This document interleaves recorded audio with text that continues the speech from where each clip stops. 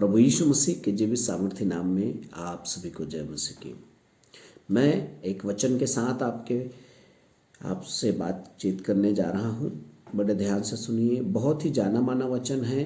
यूहन्ना रचित सुसमाचार 5 अध्याय और वहाँ पे एक घटना देखते हैं कि 38 वर्ष का रोगी पाया गया है और वहाँ पे इस बात की चर्चा की गई है कि वहाँ पे बैतसदा नाम का एक इब्रानी भाषा में जिसका नाम बैतसदा है, वो कुंड भेड़ फाटक के पास पाई जाती है और एक नियत समय में स्वर्गदूत जो है उस पानी को हिलाते हैं और जो कोई उस पानी में उतरता है वो चाहे कैसी भी क्यों ना हो उसकी बीमारी वो चंगाई को प्राप्त करता था। आपको मैं बता दूं, आरामी भाषा में बेत हेस्दा बोलते हैं इसे और बेत हेस्दा का अर्थ होता है दया या अनुग्रह का घर।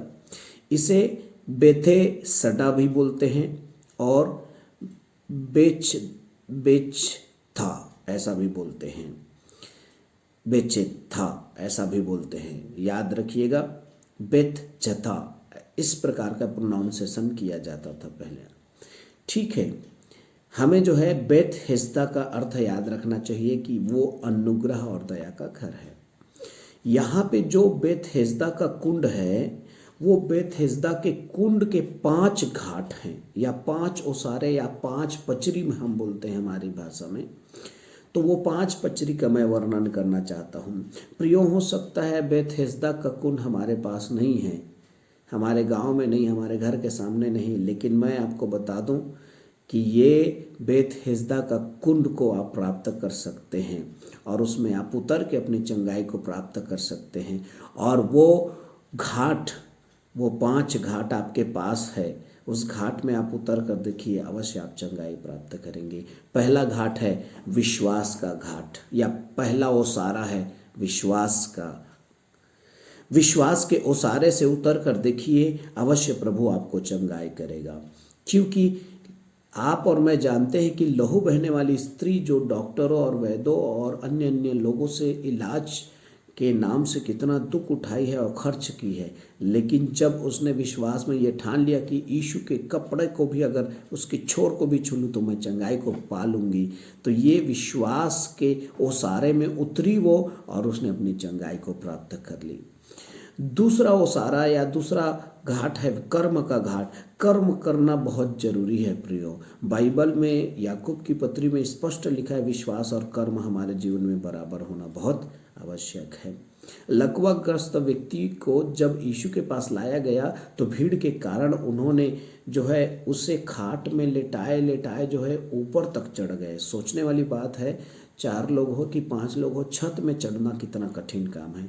तो हम देखते हैं उन्होंने विश्वास तो किया ही किया था, इस कारण यीशु के पास आए और विश्वास के साथ उन्होंने कर्म भी किया।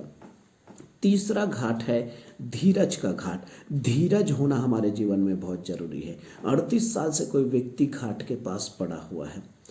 18 साल से कोई कुबड़ी स्त्री जो है यीशु के आराधना में जा रही है।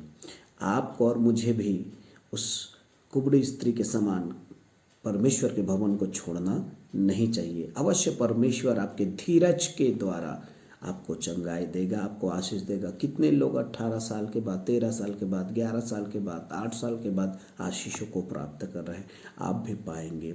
और चौथा घाट है आज्ञा पालन का घाट। अंधा को यीशु बोलता है आग धो ले, लंगड़ा को बोलता है यीशु मसीह उठ और चल फिर। बचकानी बातें लगती है, लेकिन उन्होंने इस आज्ञा को सुना और आज्ञा का पालन किया और आज्ञा के पालन करने से उन्होंने आँख धोया और आँखों से देखने लगा। लंगड़ा उठा बल लगा के और वो उठकर चलने फिरने लगा। तो आज्ञा पालन करना बहुत जरूरी है। 5वां और अंतिम घाट पाप क्षमा का घाट। तो लकवाग्रस्त व्यक्ति को यीशु ने कहा था, हे पुत्र तेरे पाप क्षमा हो गए।